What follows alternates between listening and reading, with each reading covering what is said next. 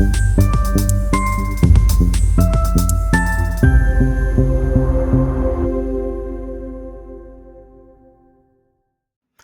this is Marc Bautis from Bautis Financial. Today I want to talk about an alarming trend I'm seeing of identity theft and cyber fraud and some of the things you can do to prevent yourself from this happening to you. Identity theft is nothing new, but the schemes that are out there now are way more sophisticated than that Nigerian prince email and letters of the past. And with the advance of artificial intelligence or AI, some of these schemes are going to get even more convincing and are going to get, more people are going to fall prey to them. I'm also doing this video in the context of a free checklist download we offer on what's called, am I at risk of having my identity stolen or being a victim of fraud? The answer is yes, we're all vulnerable, especially seniors who a lot of these frauds and scams target. The checklist has 26 things you can do to better protect yourself, and I'm going to highlight a couple of them here. So first thing I want to talk about is passwords and apps and websites. First thing you want to do is don't use the same password to log into multiple websites or apps. You want to create a unique one for each website or app that you log into. So let's say you use the same password for something trivial like a newspaper that you might read or a website that you might go to that you use for your bank. Your bank probably has pretty good security and it's not that easy for a hacker to break into and steal passwords, but the newspaper app may not have the same level of sophistication.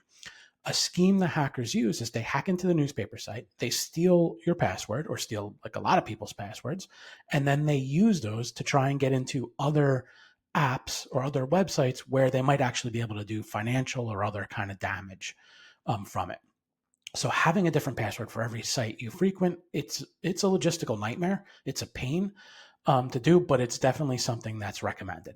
One option you may want to look into is using a password manager. So there are a lot of them out there like NordPass, Keeper, LastPass. Now, like the browsers are having their own password managers as well. But it's a good practice to keep. And the other good thing about a password manager is that they can generate it's very easy for them to generate a unique, hard to crack password every time you need to create a new one.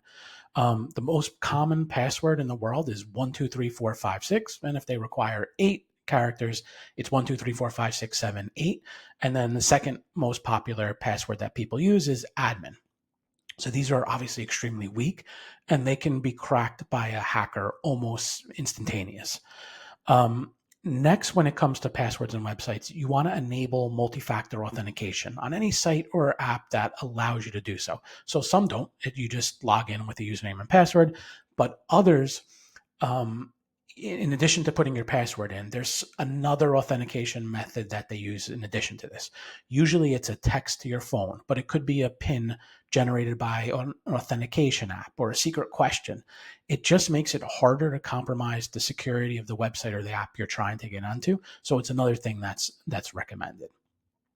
Next area I wanted to cover is downloading or clicking on links. So, this is you get an email or a text and you think it's something that you're interested in or that you need to address or you want to see. The solution is simple. Don't download anything or click on any links unless you are expecting it from that person. And to take it even one step further, you want to be able to make sure you can validate that that person is who that person really is. So hackers are great at spoofing the identity of someone or a company that you're familiar with and getting you to click on a link or download a file that contains a virus. And then once that virus impacts you, it can infect you infect your computer, your phone in different ways, from holding it hostage and basically causing, calling you and to demand a ransom, to stealing information that they can then use nefariously to either generate accounts or steal your identity or create some kind of fraud. No file types are safe. It used to be, it's a PDF, it's safe, or it's an image, it's safe. Viruses can be embedded in just about anything. Images, docs, PDFs. If you're not sure, if you receive something from someone you think and you want to open it, just take the extra minute and just ask them if this is really from them.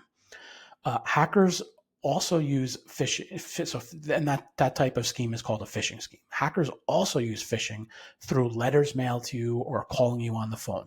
They'll impersonate a financial institution or a regulatory agency or someone that you trust or and what they're trying to do is they try to gain your trust, leading to get personal information from you that they can use in a scam. So if you receive a letter or you get a call and there's something you think you need to address or respond to, like for example, you receive a letter from your bank that says we opened up a new account for you, but you didn't open up an account. You read it and you say, "Oh, this is something going on. I need to address this." The letter will have a number to call on it. Don't call that number. Independently look up the bank's phone number, call that number up and then ask them what's going on. Also, don't give any personal information to someone who calls you directly. If you receive a call from someone and you're talking to them and they're asking for personal information, and it's actually someone you think it's relevant and you need to address it, don't just tell them you'll have to call them back, and they'll want to give you a phone number to call back. You don't call that number. You hang up the phone. You independently look up the phone number of the institution or agency or whatever that you think it is, and you call that number up. And these are just a couple of the ways. These are actually just 3 or 4 ways that you can protect yourself. There are a lot more. And you can look at those. You can get the checklist by going to bautisfinancial.com/identity theft. And if you have any questions you'd like to discuss, you can schedule a free consultation at bautisfinancial.com/call.